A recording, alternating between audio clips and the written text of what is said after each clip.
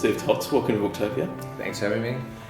You can not go either way with this question, but I was wondering, because there's so much art in your writing, I was wondering if you feel like you're more of an artist who writes or a writer who creates art.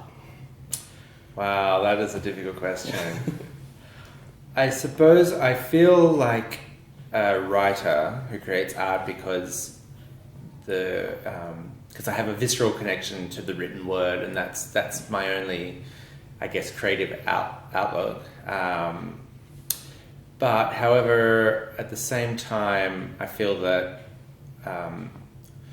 whatever I do, it's about creating something out of nothing. And if I could do that in any other form, I think I would get as much satisfaction. Yeah.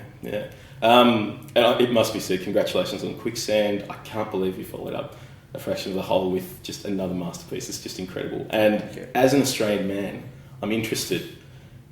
What is in the Australian man that makes him such a complex figure in literature?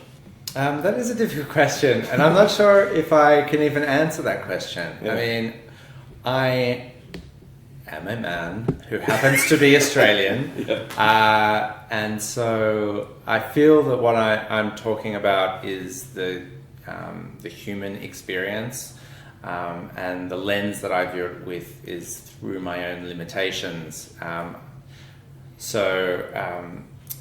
feel that if I'm writing about, the big themes I think I'm writing about, which is sort of about existence and fear and death, and in this book it's sort of about fear of life and suffering, that it happens to be about an Australian male. Sometimes themes are just really collateral damage for another target, and the target is fear.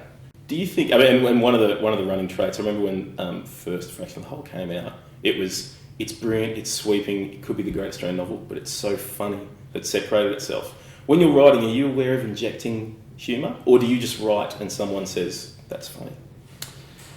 Yeah, I just write, and that's the fact that it comes out funny is just.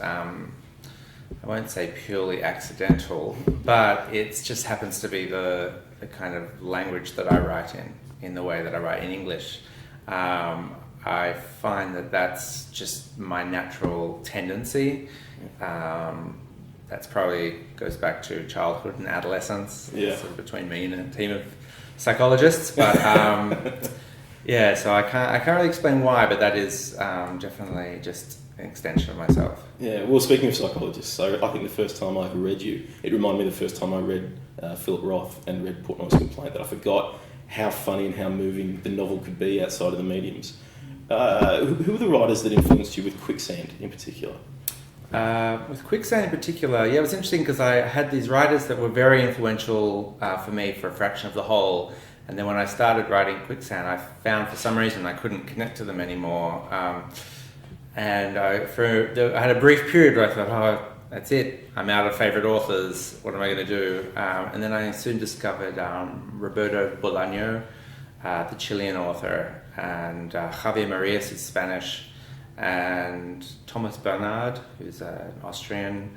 So I guess I'm going for you for all these international authors. And David Foster Wallace was someone who I'd known about and read a little bit of, but I really hadn't really plunged in until I was writing this book. Yeah, and it feels that way. Speaking of writing the book, Fraction of the Whole was sort of a chaotic writing process. You'd write where you were, I think you've been quoted as, park benches, cafes. What was the creative process for Quicksand? Was it a little bit more settled?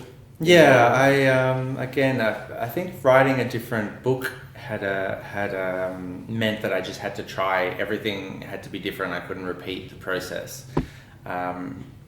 Because that writing a second novel is one of the first things you discover is that what is difficult about a second novel is that you didn't really learn how to write it from writing the first novel. That writing A Fraction of the Whole only taught me how to write A Fraction of the Whole.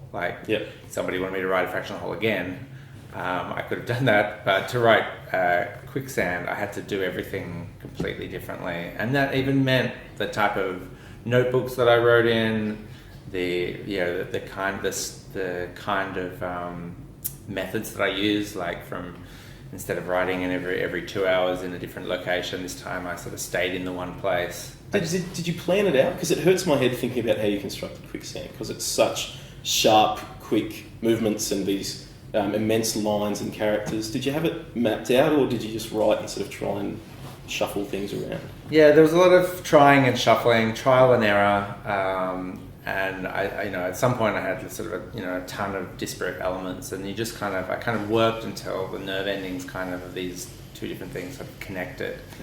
I was wondering as well about the notebooks, with all of Liam's complexities, with the notebooks and writing things down, these key lines.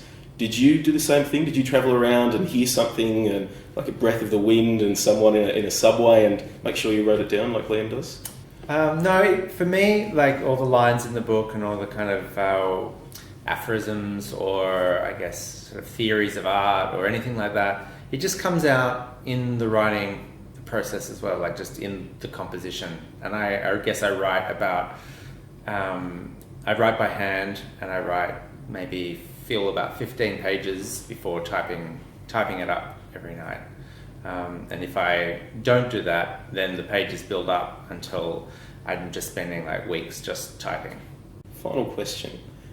I assume you have a lot of writer friends. Do you think when you're old and you've maybe been on 3 or 4 Booker shortlists, you've got a couple in the pocket, do you think you'll ever be the Aldo to someone's Liam, possibly? Well, I hope not. I mean, I think the sad truth is that I'm already the Aldo to my Liam. So it's already done. Oh, fantastic, Steve. Thank you so much for coming in. It's a real treat. Quicksand's my favourite novel of the year so far, and I think it will be by the year's end as well. Thanks a lot. And you can get Steve's books from booktopia.com.au right now.